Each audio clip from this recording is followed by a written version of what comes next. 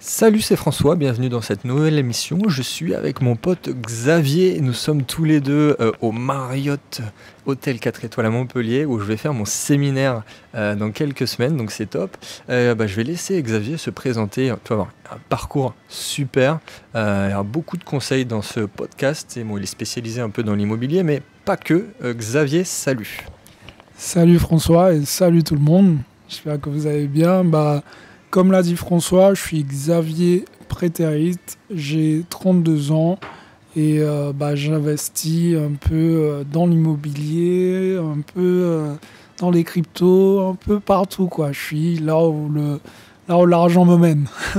Ouais, j'aime beaucoup ton profil, effectivement, où tu n'es pas focus seulement sur un seul pilier, mais effectivement, tu touches un peu à tout.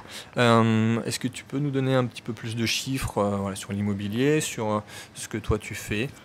Bien sûr. Alors aujourd'hui, pour faire simple, j'ai commencé à investir dans des caves et des parkings, puisque tout simplement, quand j'ai commencé, j'avais des croyances limitantes. Je pensais que pour investir dans l'immobilier, il fallait énormément d'argent. Mais comme je suis quelqu'un qui n'aime pas me fermer les portes, donc j'ai trouvé une alternative.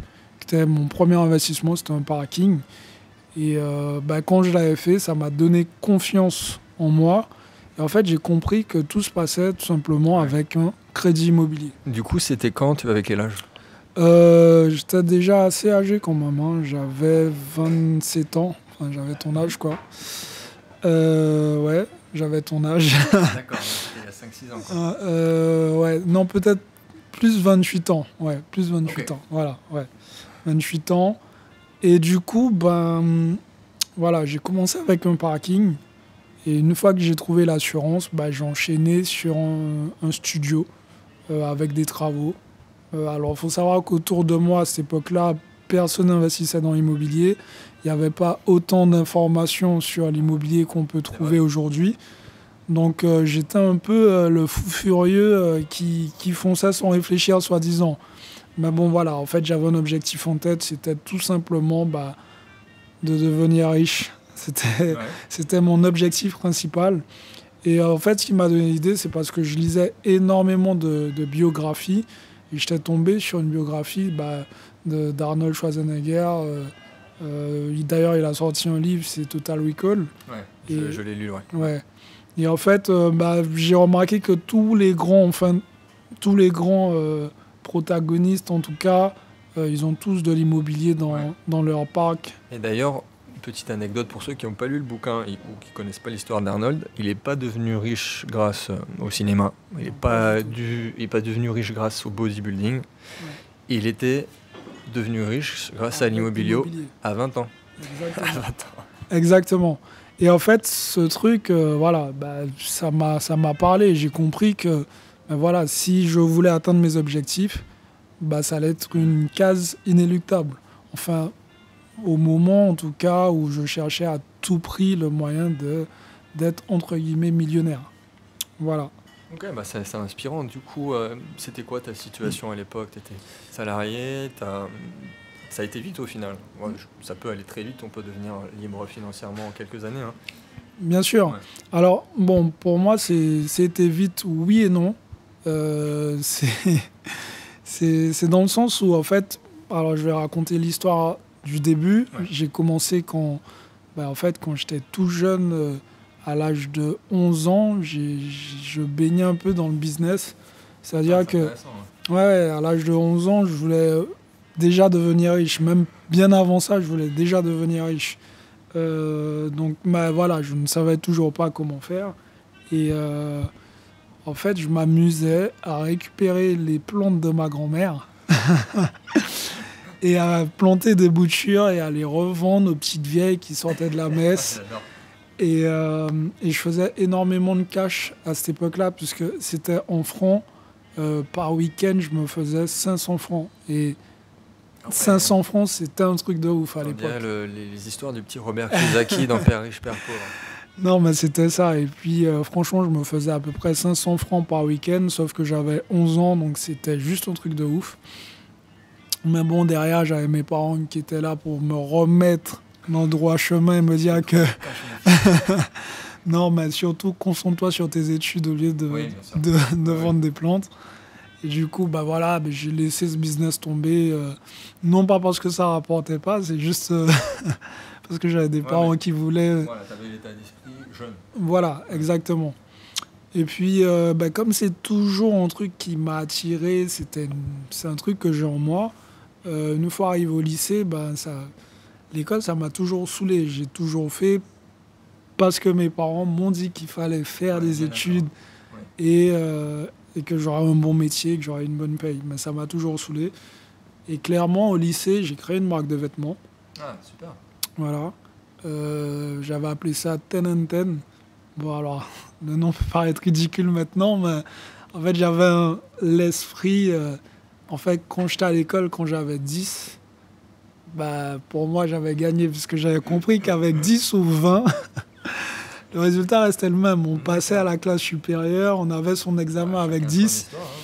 Donc, je me suis dit, en fait, c'est quoi 10 10, c'est quoi? C'est 10 et 10, c'est 20, quoi. Enfin, c'est la moitié. Donc, voilà, ça m'est venu comme ça à l'esprit. J'ai fait cette marque-là. Okay. Exactement. Et j'ai parlé de l'histoire de la marque à tous les jeunes lycéens. Je leur ai parlé de ça. Et je sais que tout le monde a kiffé un peu le concept. Ouais, t'as vu, j'ai du 10 and 10, 10. Voilà. Et du coup, en fait, tous les lycéens, j'exagère, mais j'étais quand même dans l'un des plus gros lycées de France. On était nombreux à porter ça. Et à tel point qu'il y a des mecs qui me kiffaient pas au lycée, mais qui avaient ma marque sans savoir que c'était moi. Bon, ça, c'est bon. Donc ça, c'était super cool. Et t'en as fait quoi de cette marque? En fait, j'ai continué à la développer jusqu'où je suis arrivé au stade où j'ai pu déposer ma marque dans certains grands magasins. Mais à cette époque-là, je vivais en Guadeloupe, puisque je suis originaire de la Guadeloupe. Et du coup, j'avais 2-3 magasins qui faisaient du dépôt-vente et qui me vendaient mes t-shirts et ça se vendait assez bien. Donc c'était cool. Encore une fois de plus, les parents étaient derrière, ils m'ont demandé de continuer les études. Ouais. Donc voilà, j'avais pas l'état d'esprit que j'ai aujourd'hui, donc forcément, j'ai suivi. Bon, je ne regrette pas, bien évidemment, puisque je pense que j'étais peut-être pas assez mûr, assez mature, puisque si j'étais assez mature, j'aurais quand même poursuivi mon projet, mon rêve. Et voilà, j'ai laissé tomber tout simplement, puisque encore une fois, je voulais devenir riche, c'est tout. Je suppose que tes parents sont fiers de toi aujourd'hui. Oui. Donc voilà, après, j'ai fait des études pour être prothésiste dentaire. Ok. Donc je suis devenu prothésiste dentaire. J'ai consacré énormément de temps et d'énergie à ce métier. Mais je me suis rendu compte que j'allais pas devenir riche. Donc là, encore une fois, ça a soulevé cette problématique que j'ai depuis mon plus jeune âge. J'ai compris que être salarié, premièrement, on ne devient pas riche en étant salarié. Et deuxièmement, voilà, il faut être entrepreneur et kiffer ce qu'on fait, quoi, clairement. Donc du coup, ça me trottait. C'est de là que j'ai commencé à me cultiver sur tout ce qui est développement personnel, sur tout ce qui est, on va dire, biographie. Et on revient directement sur l'immobilier. Ok, voilà. Tu as quelque chose à partager? Ça peut être un bouquin, ça peut être une personne que à l'époque tu avais suivi. Alors, l'un des premiers livres français sur lequel j'étais tombé, que beaucoup de personnes connaissent aujourd'hui, c'est Tout le monde mérite d'être riche, d'Olivier Sebon. Ouais. Alors aujourd'hui, j'en parle, ça peut paraître un peu bateau, puisque si vous lisez un peu des livres sur le développement personnel, effectivement, il y a des livres qui sont vachement beaucoup plus intéressants que ça, mais franchement, pour démarrer, c'est un peu l'équivalent de Kiyosaki en français. Je exactement. C'est assez généraliste, ça aborde beaucoup de notions, et c'est surtout pour avoir le déclic. Exactement, c'est simplement dit. Et puis voilà, pas besoin de rentrer dans des termes hyper techniques, c'est clair, c'est un discours lucide. Et franchement, ça m'a grave boosté. Ça m'a grave boosté. Donc du coup, tu es tombé dans l'immobilier. On mettra un petit dans la description du contenu immobilier si vous voulez regarder. Tu as plusieurs appartements. Est-ce que tu as des conseils voilà, pour quelqu'un qui débute, quelqu'un qui a peut-être des croyances limitantes comme toi à l'époque? Ouais. Qu'est-ce que tu pourrais lui dire pour qu'il passe à l'action de l'immobilier? Sur quoi partir en immobilier? Bien sûr. Alors aujourd'hui, pour les personnes qui ont des croyances limitantes, je leur dirais de faire la stratégie, on va dire, des petits pas. Commencer, quoi qu'il arrive, commencer doucement, mais l'objectif restera le même. Je préfère dire, mieux vaut une personne qui fonce et qui ne sait pas vraiment où elle va, en tout cas elle finira par réorienter le chemin, qu'une personne qui est là et qui pense et qui pense. On est sûr qu'elle, elle va pas trouver son chemin. Donc voilà, moi l'idée c'est de dire, par exemple, si vous voulez démarrer dans l'immobilier, vous pouvez tout simplement commencer avec un parking ou une cave. Ce sont des investissements qui sont assez abordables et les rentabilités sont vachement intéressantes. On peut toucher à plus de 10% aujourd'hui, donc c'est pas déconnant et ça reste du patrimoine. C'est liquide en fait, c'est ce qu'on appelle des investissements assez liquides parce que c'est facile à vendre et c'est facile à acheter. Aujourd'hui, avec un crédit conso, vous pouvez vous acheter une place de parking ou une cave et démarrer. Donc voilà, il faut savoir que c'est plus facile d'emprunter pour des crédits conso, c'est-à-dire pour de la consommation des produits futiles, que pour l'immobilier. Oui. Voilà. Donc ça va être plus facile d'investir dans une cave et un parking. Et vous allez... C'est une question intéressante parce que tout le monde n'est pas d'accord sur la question du parking. Il y a certains qui vont dire commencez tout de suite par de l'IMO type appartement, immeuble. Et il y en a d'autres qui sont totalement fans de tout ce qui est parking. Voilà. En fait, voilà, après, chacun a sa stratégie, chacun voit les choses différemment. Mais ce serait pas une bonne idée, en tout cas, de ma part, de dire à quelqu'un de lance-toi direct avec un immeuble. Oui. Voilà. Maintenant que j'ai commencé avec un parking, j'ai des immeubles de rapport, je vois la différence qu'il y a. Il y a des problématiques sur certaines choses où des fois on veut avoir la réponse. Aujourd'hui, vous achetez un parking ou même une cave, le mec il a une clé et il va pas vous faire chier en fait. C'est ça, le mec il va pas vous dire j'ai un problème de chauffage, en fait j'ai un problème de lumière. Tant que la clé ouvre la porte, fin. Ouais, je suis d'accord. En plus, généralement, il y a très peu de travaux. Et surtout, ça peut apprendre le processus à quelqu'un qui a peur. Voilà. Exactement. Il va peut-être la première fois chez le notaire, il va voir comment ça marche, et après, il peut peut-être passer à quelque chose de beaucoup plus gros. Je suis entièrement d'accord avec toi, puisque quoi qu'il arrive, que vous achetez un parking ou un appartement ou un immeuble, le processus reste le même. Vous devez aller chez le notaire, vous devez avoir un locataire, donc faire un bail. Vous devez peut-être même faire des travaux, sauf que les travaux ne sont pas les mêmes. C'est-à-dire qu'aujourd'hui, si vous êtes comme moi, vous ne savez pas planter un clou, je vous garantis que vous savez mettre une ligne blanche sur une place de parking. Ouais. C'est vraiment pas compliqué, quoi. Donc voilà, c'est vraiment à la portée de tous.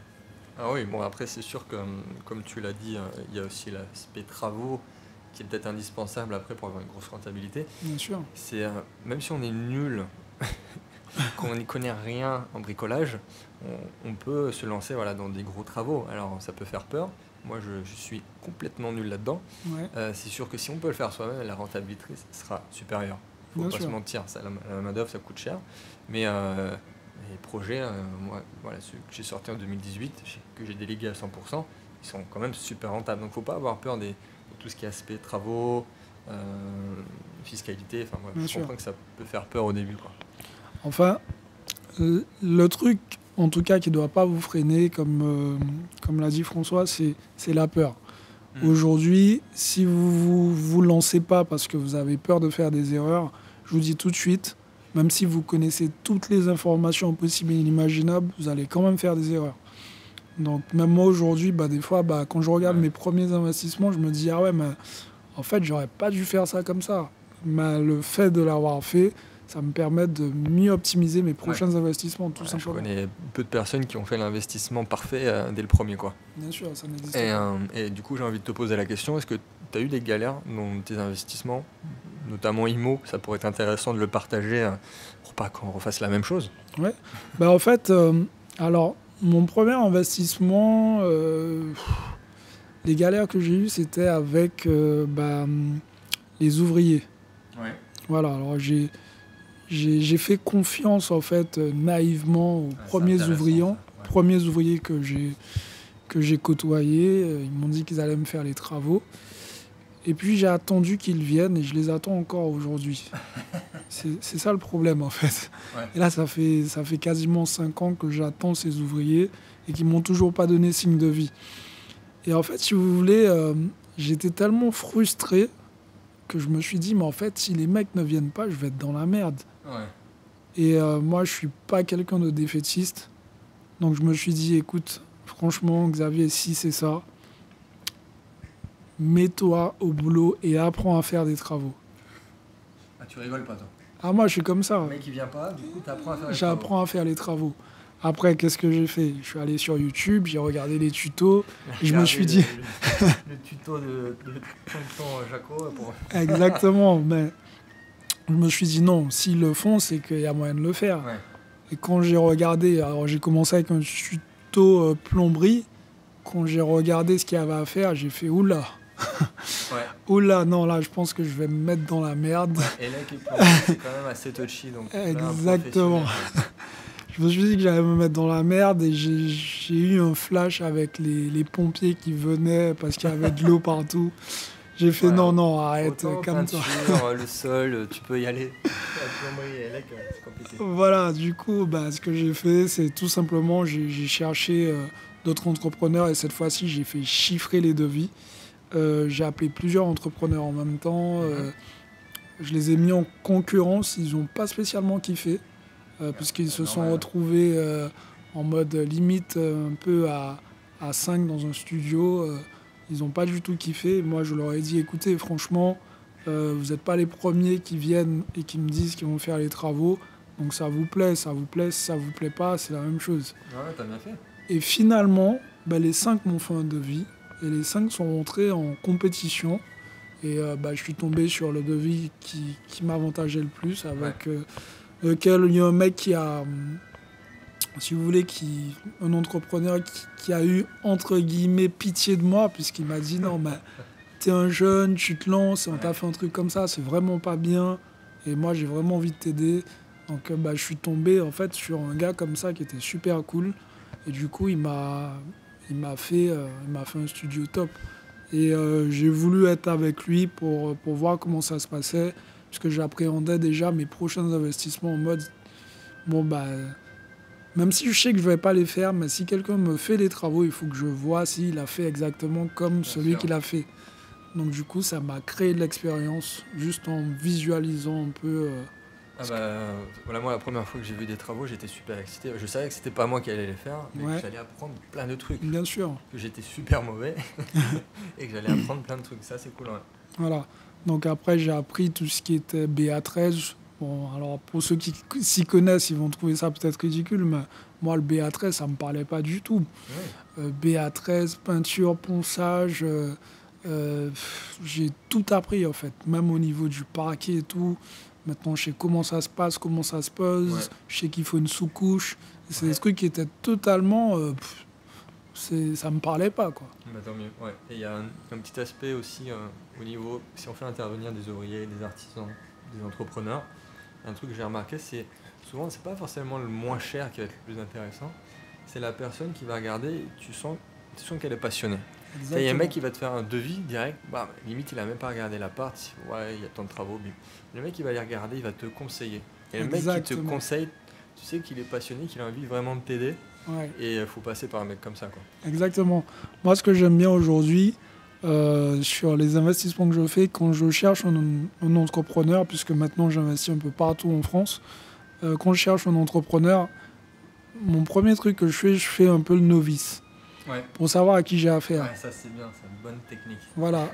Et quand le mec, je vois qu'il essaie de me mener en bateau, bah, je le fais redescendre assez rapidement et je sais que je ne vais pas travailler avec lui. Et Ouais. quand j'ai en face un mec qui me dit ah non, c'est pas du tout comme ça, là, bah, derrière, je lui montre que ok, pas de problème. Je pense qu'on va travailler ensemble. Mais il faut même faire ça pour tout. Même pour la chasse IMO, c'est ce que je fais aussi. Ouais, En général, je le fais avec mon chasseur IMO. On le fait à deux et on fait les super novices. Donc on dit que par exemple le mec c'est le cousin de l'autre. On ouais, dit oh faut jouer avec ma femme. Et, et c'est comme ça on fait les mecs qui connaissent pas trop le quartier, qui savent pas, il n'y a pas trop exactement. de rénovation. Mais en fait on sait exactement ce que c'est. Et on voit tout de suite si la personne est prête à négocier, si elle ne connaît rien. Ouais, Alors bon, faut pas non plus essayer de complètement faire avoir la personne. Hein. bien Mais sûr. c'est histoire aussi de voir le potentiel. Bien sûr, je suis d'accord avec toi. Bah, en fait, pour une petite anecdote que j'ai pour mon premier appartement en studio, bah, moi, comment je fais pour avoir cet appartement? Je suis tombé sur un agent IMO. J'avais loupé pas mal d'affaires puisque je cherchais bah, le bien parfait, le mouton à 5 pattes. Et bon, évidemment, ça n'existe pas. Donc, je suis tombé sur un agent IMO. Donc, je me suis dit, bon, c'est le bon bien et tout. Et le mec, je l'appelle, je lui dis, écoutez, je souhaite visiter. Et là, il y a un blanc. Je me dis, mais pourquoi il y a un blanc? Il me dit, oui, mais bon, je pense que ça va pas être possible aujourd'hui. Et là, je me dis, mais qu'est-ce qui fait que ça puisse pas être possible aujourd'hui, en fait? Et je me suis rappelé qu'il y avait un match de foot, je crois que c'était la France qui jouait avec je sais plus qui. Je lui dis, mais écoutez, si c'est pour le match de foot, moi aussi, je vais regarder le match. Et là, le mec, il me dit, ah, vous aussi? Ouais, il faut rentrer dans l'émotionnel. Hein. Et là, il m'a dit, bon, ok, bon, écoutez, on va faire la visite puisqu'il y a le match après. Donc, en fait, je me suis rendu compte que j'allais pas visiter un bien qui allait m'intéresser, qui allait me passer sous le nez peut-être, juste à cause d'un match de foot. Ouais. Et je m'y connais pas du tout en foot en plus. Toi aussi. Okay. Du coup, bah, finalement, on est parti visiter. Et bah, j'ai pris le bien. Et je me suis rendu compte que, bah, en fait, si j'avais pas osé, si j'avais pas joué sur l'émotionnel, bah, ce serait pas passé. Et là où c'était intéressant, c'est quand il m'a parlé de foot, d'ailier gauche et tout, j'étais un peu perdu. Mais bon, en tout cas, je lui ai dit, bah, écoutez, c'est l'émotion, là c'est mon premier bien. Donc c'était assez marrant, c'était assez marrant. Ouais, bah, t'as des petites astuces comme ça aussi. Moi, la dernière fois, là, quand j'ai visité, en gros, je cherchais un T4, c'est-à-dire 3 chambres, pour le transformer en T5. Et j'ai dit à la personne que voilà, j'allais avoir un bébé, que vous comprenez, ma copine est enceinte. Ouais. Tout de suite, c'est retombé. Ah ouais, cool, hein, ce serait cool que ça soit vous, toi. Alors que non, c'était juste pour avoir 4 colocataires, toi. Exactement. Exactement. Alors, ce qui est encore plus drôle, c'est que là, ça s'est pas arrêté là. C'est-à-dire, bon, bah, j'ai fait mon offre, etc. Et il m'a demandé de faire une offre par mail. Bon, à l'époque, voilà, je ne m'y connaissais pas plus que ça. Donc, je fais une petite offre par mail, bien bateau. Oui, c'est Xavier, celui qui a visité l'appartement à telle heure et tout. Je fais un truc un peu bateau. Et puis, j'ai pas de réponse pendant 2-3 jours. Donc, je rappelle le mec, je lui dis, écoutez, j'ai pas de réponse de vous. Est-ce que ça veut dire que c'est accepté ou pas? Et le mec, il me dit, bah, j'ai pas reçu votre mail. Ah. Et là, je dis, bah, je vous l'ai envoyé. Je regarde dans ma boîte et je vois qu'effectivement, je vous l'ai envoyé. Il me dit, ah non, je vous promets, j'ai pas reçu. Donc, il n'y a pas d'offre. Par contre, il y a quelqu'un qui a déjà fait une offre dessus. Et c'est un investisseur. Et là, je suis dans tous mes états. Je fais, non, j'ai fait tout ça pour ça. Et du coup, ben, forcément, j'ai insisté. J'ai refait une offre à l'écrit cette fois-ci. Et le propriétaire du bien à l'époque devait faire un choix entre l'investisseur et moi. Donc bah, j'ai vraiment joué la carte de c'est mon premier appartement, je veux habiter dedans, l'investisseur il pourra en trouver d'autres. Moi franchement ça fait un petit moment que je cherche et sans rechigner il m'a dit ok ça va être pour vous. Super. Donc ça c'était vraiment cool. Ok, bah merci beaucoup pour le partage de l'expérience sur l'immobilier. Je sais aussi que tu as investi sur les startups. Si tu peux en parler 2-3 minutes voilà, pour donner tes chiffres. Pourquoi tu fais ça? Alors, moi j'aime bien diversifier mes investissements puisque je suis un peu sécuritaire en fait dans ma façon d'investir. Je me dis, bon, on ne sait pas de quoi demain est fait. Demain, imagine que l'IMO prend un coup. Je veux pas me retrouver non plus, on va dire, le cul au sol, quoi. Donc du coup, j'investis dans les startups. Pourquoi? Parce que je kiffe énormément les personnes qui entreprennent et les projets qui me parlent. Le projet où je me dis, ah ouais, putain, j'aurais pu penser à faire ça quand même. Ah bah oui, Du coup, ça aussi, hein. voilà. Et du coup, c'est des projets en tout cas qui m'excitent. Et j'ai investi dans un projet. euh, pour l'instant, je ne vais pas rentrer vraiment dans les détails puisque c'est confidentiel, mais j'ai investi dans un projet où c'est de la billetterie en ligne. Et ce projet-là, à l'époque, quand j'ai investi, c'était sur une société qui valait 300 000 euros. Et aujourd'hui, la société est évaluée à 3 500 000. Ok. Donc voilà, Très j'ai bon placement. très bon placement, en tout cas pour l'instant. Donc en gros développement. Et j'ai investi sur un autre projet où je peux en dire un peu plus. Ça s'appelle Galimaté. C'est une boisson que des Français ont créée. Une petite boisson à base de maté. Ouais. Maté, une espèce de feuille de thé énergétique. Ouais. Et du coup, voilà, les mecs ont fait un truc un peu nouveau, un peu healthy. J'apprécie en fait tout ce qui est sur la nourriture saine et même Ouais, ça me parle beaucoup. Ouais. ouais, j'apprécie énormément ça. Donc ce projet-là m'a beaucoup parlé puisque il y a beaucoup moins de sucre que la Red Bull. Enfin, en Ouais. même temps, c'est pas tellement compliqué hein, d'avoir moins de sucre. Voilà, que toutes ces boissons énergétiques. Donc T'as investi là-dedans. voilà, donc j'ai investi, j'ai mis un petit billet dedans. Et ça, c'est tout récent, donc j'attends de voir comment ça va se passer. Mais c'est surtout pour encourager l'équipe et le projet. Donc, Ah, mais c'est bien que tu partages ça, parce que tu vois, peut-être qui n'ont pas l'idée ou qui n'ont pas envie de se lancer. voilà. En général, c'est peut-être un peu plus risqué. Le ticket d'entrée est peut-être des fois élevé. Exactement. Mais c'est bien que tu en parles. Ouais. Voilà, mais là, pour le coup, aujourd'hui, il y a des petites startups comme Ipom. Vous avez des tickets d'entrée, on va dire, plus abordables. Vous pouvez rentrer à peu près pour même 100 euros, 200 ou un petit peu plus.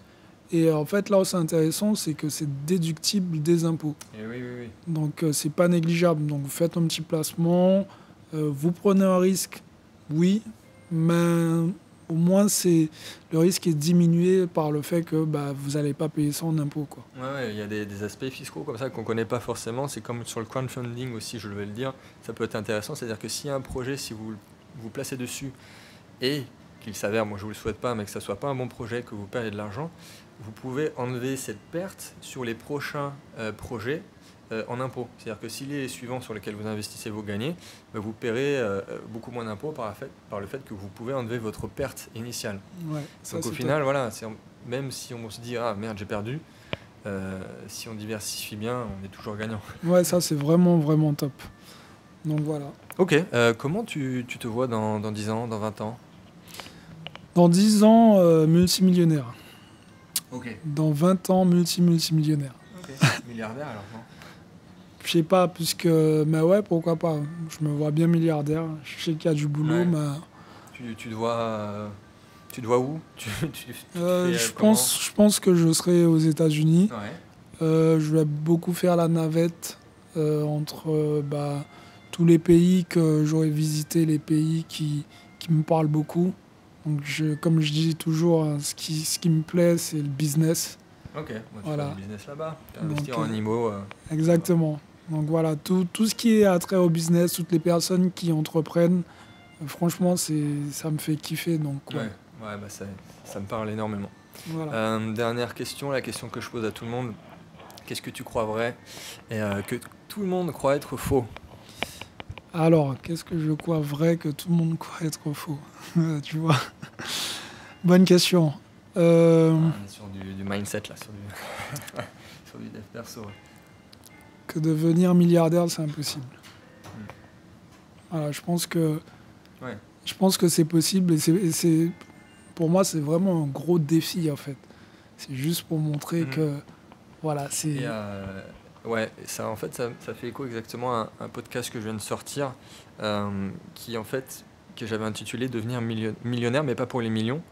où j'avais repris une citation de Jim Rohn, où je disais qu'effectivement, il disait, lui, que c'est bien de viser le million, mais c'est plus pour la personne qu'on va devenir en atteignant le million, Ouais. plus pour l'argent en tant que tel. Exactement. En soi, ça va reprendre un peu ce que je vais te dire, mais aujourd'hui, par exemple, quand je parle de milliardaire ou même millionnaire, c'est pas tant pour l'aspect financier, hein. Oui. Puisque, C'est l'objectif, c'est le voilà, process, à partir d'un certain montant, on fait exactement la même chose avec cet argent. Voilà, même si vous touchez 5-6 millions, si vous gérez bien, vous n'allez pas les claquer comme ça facilement. Donc voilà, aujourd'hui, c'est plus pour dire, écoutez, c'est possible. Je sais que c'est possible. À l'époque, en tout cas, de mes parents, de nos parents même, c'était plus compliqué d'atteindre le monde. Avec l'ère d'Internet, c'est tellement facile. Ouais. Quand je vois aujourd'hui comment on arrive à toucher tout le monde, on fait des ventes partout dans le monde et on ne connaît même pas ces personnes. Et avant, nos parents n'avaient pas accès à ça, quoi. Donc, ok, voilà. Bonne réponse, j'aime beaucoup. Et du coup, quelle est ton actualité dans les semaines, dans les mois à venir? Alors mon actualité, pour ceux qui ne me connaissent pas, j'ai un blog qui s'appelle Business is my religion. Ouais. Et dessus, je compte sortir une formation sur la négociation immobilière. Donc j'aime beaucoup. Sujet super intéressant. Ouais, j'aime beaucoup dire que la bonne affaire, on l'a fait avant d'acheter. Ouais. On l'a fait pas à la signature du bien. Quand on a signé, normalement, on a déjà fait la bonne affaire. Et malheureusement, beaucoup de personnes aujourd'hui pensent qu'une bonne affaire, on achète et dans 10 ans, ça devient une bonne affaire. Ouais. On ne peut pas prévoir, on ne peut pas avoir une boule de cristal. C'est sûr que là, tu peux maîtriser le truc au début. Exactement, c'est totalement faux de penser comme ça. Donc, la meilleure affaire, c'est de la faire au début. Et pour ça, c'est en négociant bien et en ayant les bons mots à dire pour pouvoir tourner un investissement à son avantage. Ok. Donc voilà, c'est le truc qui va sortir dans très peu de temps. Ok, si vous êtes intéressé par l'IMO et notamment comment gagner de l'argent tout de suite avant même le bien, vous pourrez aller voir Xavier et vous poser plein de questions. Avec plaisir. Merci beaucoup Xavier, c'était vraiment qualitatif. Merci à toi. Et on se dit à très vite. À très vite pour les autres et puis passe à l'action. Ciao.